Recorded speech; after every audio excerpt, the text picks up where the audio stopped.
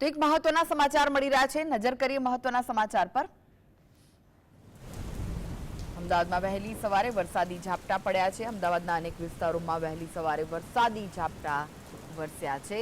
SG highway Prahlad Nagar વિસ્તારમાં વરસાદી ઝાપટા પડ્યા છે। મહત્વના જે સમાચાર મળી રહ્યા છે, અમદાવાદમાં 2 દિવસથી વરસાદ વરસી રહ્યો છે। સોલા પકવાન વિસ્તારમાં ધોધમાર વરસાદ વરસ્યો છે। અમદાવાદના અનેક વિસ્તારોમાં વરસાદી ઝાપટા પડ્યા છે। ઇસ્કોન બોપલ અને ગુમા વિસ્તારમાં પણ વરસાદનું આગમન થયું છે। વરસાદ વરસ્યો છે। અમદાવાદ શહેરમાં ભારે પવન સાથે ધોધમાર વરસાદ વરસ્યો છે।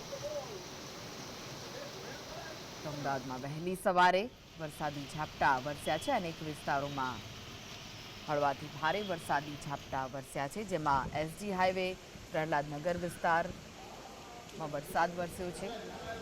સાથે જ સોલા પકવાન વિસ્તારમાં ધોધમાર વરસાદ વરસ્યો છે।